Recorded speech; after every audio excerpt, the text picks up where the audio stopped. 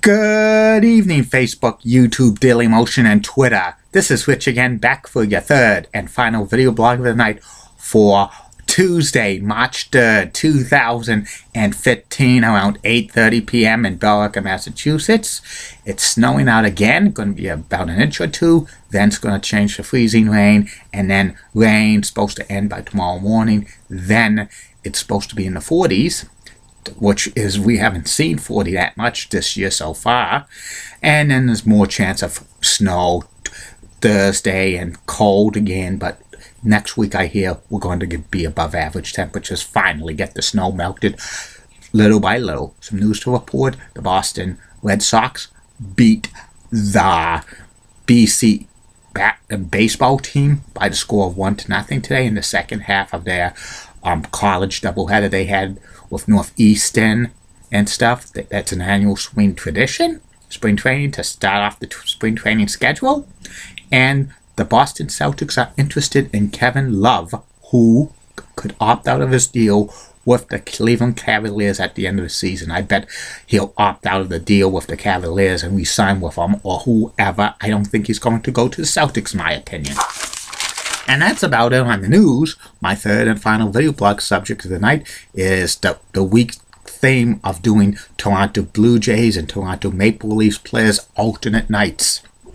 Tonight, I have, for my personal profile, Wendell, who had 3 stints of duty with the Toronto Maple Leafs, and he was a very physical player, very great player. He was kind of like the Cam Neely, Milan Lucic type of player who was physical and stuff, but most of his career he missed significant time with injuries. I think he only played 1 full season without being injury free.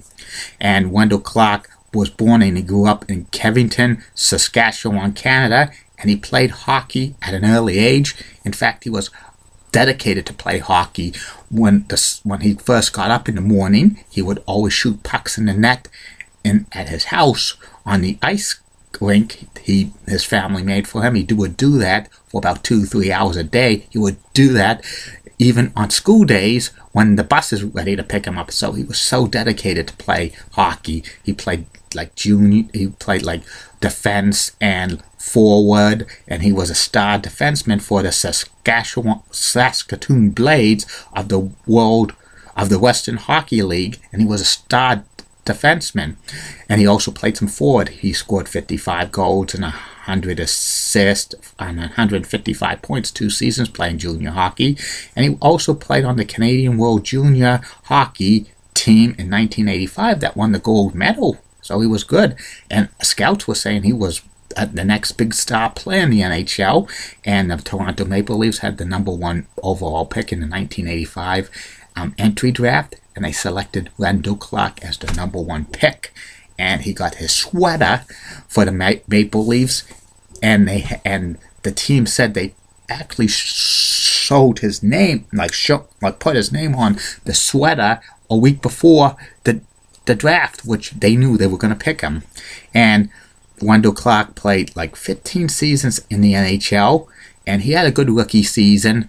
And he was named to the All-Rookie team for the NHL. He finished like 3rd place in the Rookie of the Year balloting for the Calder Trophy. And he played for the Maple Leafs first stint of duty, close to 9 seasons, and he was like he scored a lot of goals, but he also got a lot of penalty minutes, and he had physical play. He got into a lot of fights. He was a rough player sometimes, but sometimes his roughness and grittiness led to serious injuries, and he missed a lot of time with serious injuries, which could have if he didn't get these injuries, Wendell probably would have been a consistent 40 to 50 goal scorer in the NHL, and he probably would have led the Maple Leafs to long playoff runs.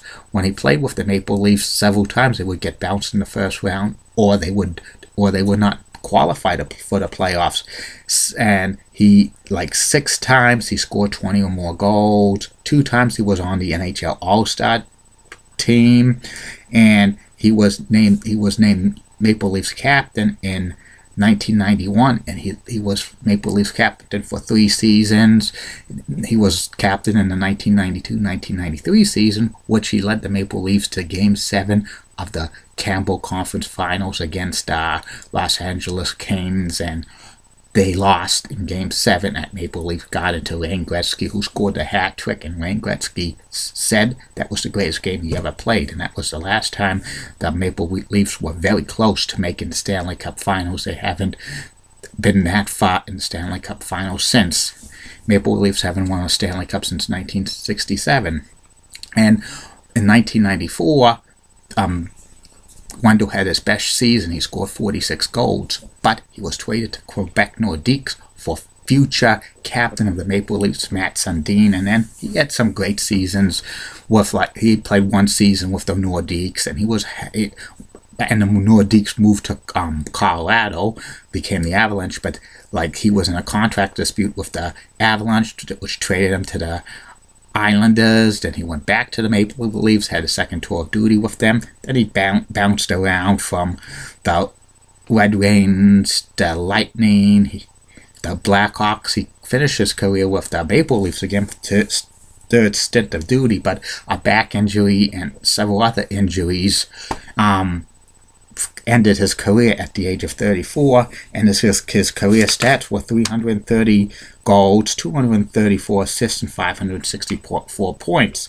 And these numbers were not Hall of Fame material at all, because he had a shortened career, because he was missed a lot of time during injuries. But if Wendell Clark was very healthy, I think he probably would have scored maybe 500-600 goals, probably would have had 1,000 points, and probably would have been seriously considered for the Hall of Fame. But his names never came up seriously for the Hall of Fame, and he's actually related to 2 players, people who played significantly in the NHL, Joey Korick and Barry Melrose, the ESPN and NHL Network analyst. They were first cousins. And ever since Wendell retired, he's been a goodwill ambassador to the Maple Leafs, worked for the PR department. His number 17 was honored by the Maple Leafs in 2009, which that's a pretty good honor. And he deserved it. And he owns 2 restaurants, the Wendell Clark Classic Grill and Sports Lounge. Both of them are located in Ontario, Canada, Burlington, and Vaughan, Ontario, Canada. And in 2011, he was inducted into the Ontario Sports Hall of Fame. That's a good honor to be in, because a lot of people who are in the Ontario Sports Hall of Fame are either Maple Leafs players or Blue Jays players. I don't know if there's any Raptors players right now, but they probably will be when some of the Raptors' careers over. I bet Chris Bosh and Vince Carter will probably go in there. And that's about it on Wendell Clark. And tomorrow's personality profile with continuation series of Toronto Blue Jays and Toronto Maple Leafs players. Tomorrow will be about Blue Jays pitcher Dave Steve, who was one of the winningest pitchers in the 1980s. And tomorrow's Facebook, YouTube, Daily Motion, Twitter. I'm going to tell you the 3 more video blogs are coming. Besides Dave Steve, 2 others are coming. One will be about the classic TV game show Jackpot, hosted by Jeff Edwards and Mike Darrow, which was on NBC and USA Network and Global Network in Canada and syndication. Tell you about that. And the other thing I'm going to tell you about is the 4 surviving trackless trolley routes for the MBTA buses. Route 71, Route 72, Route 73, and Route 77A. Tell you about that. And I'm doing more of these video blogs in different sets, which is, a variety, and it changes good. Maybe I'll continue to do these in all of these backgrounds, which it's great because I'm doing a lot of this and stuff like that, and I want to hear your feedback. If whatever you want to think it's good or bad, let me know about it, because I'm open to do anything I want for these video blogs. And I love putting the name. Now I have my name up there as the logo, rich and stuff. And don't forget, coming soon to these video blogs, there'll be stuff about the WCW hotline. There'll be stuff about the Nasty Boys, the former NBA team, the Buffalo Braves, and more March Madness stuff, because next week is going to be 7 people associated with college basketball. And then the week after that will be former Montreal Expos and Montreal Canadiens legends. And then towards the end of the month, I'm going to do personality profiles on people, Philadelphia sports superstars, and including former ECW owner Paul Heyman in a personality profile. And beginning March 14th, I'm going to do my WrestleMania reviews with the first WrestleMania. And maybe, just maybe, you're going to see Julie Bratton and Heidi Pratt's video blogs on here. Well, good night, Facebook, YouTube, Dailymotion, Twitter. See you tomorrow. Bye now.